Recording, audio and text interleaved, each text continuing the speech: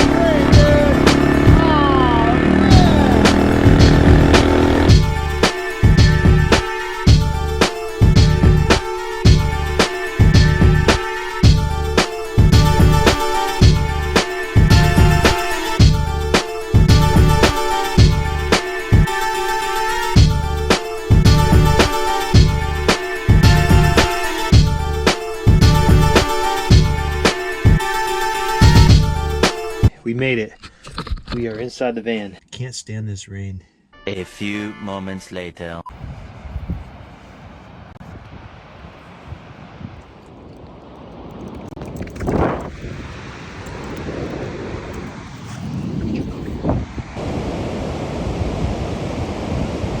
A few minutes later. It was sunny for 5 seconds, and now it is pouring. 3 days later.